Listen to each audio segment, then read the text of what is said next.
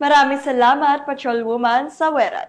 Hindi nakaligtas sa batas ang isang traffic enforcer matapos mahulihan ng iba't ibang uri ng armas sa isinagawang search warrant operation sa bayan ng Roxas Oriental, Mindoro. Nakibalita dyan si Patrolwoman Eloisa Beredo. Naaresto ang isang traffic enforcer matapos ang ikinasang operasyon ng pulisya kaugnay sa paglabag sa Republic Act 10591 o Comprehensive Firearms and Ammunition Regulation Act sa Barangay Mabuhay, Roxas Oriental, Mindoro noong ika-15 ng Setyembre taong kasalukuyan. Ipinatupad ang mga operatiba ng Criminal Investigation and Detection Group Oriental Mindoro Provincial Field Unit kasama ang 150 Special Action Company, Special Action Battalion, Special Action Force at Roxas Municipal Police Station.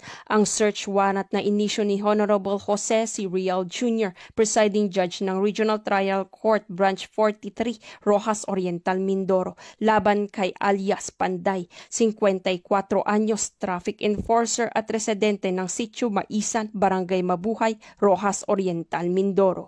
Sa isinagawang operasyon, nakumpiska ang mga sumusunod na ebidensya: isang caliber .22 rifle, isang caliber 9mm bullet, isang caliber 5.56 empty shell, isang berdeng empty cartridge ng 12-gauge shotgun, isang pulang empty cartridge ng 12-gauge shotgun, at isang pulang live cartridge ng 12-gauge shotgun.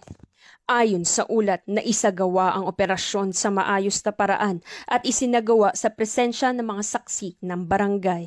Naipabatid kay alias Panday ang kanyang mga karapatan at kasalukuyan siya ay nasa kustodiyan ng Criminal Investigation and Detection Group Oriental Mindoro Provincial Field Unit para sa kaukulang dokumentasyon at wastong disposisyon.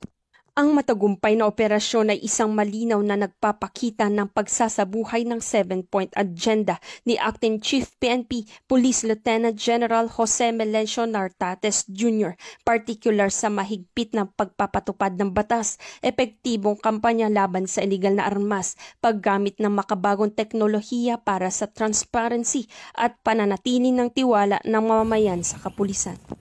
Mula dito sa Calapan City, Oriental, Mindoro, ako ang inyong PNN Correspondent Patrolwoman Eloisa Joy Beredo, alagad ng batas, tagataguyod ng Balitang Pulis.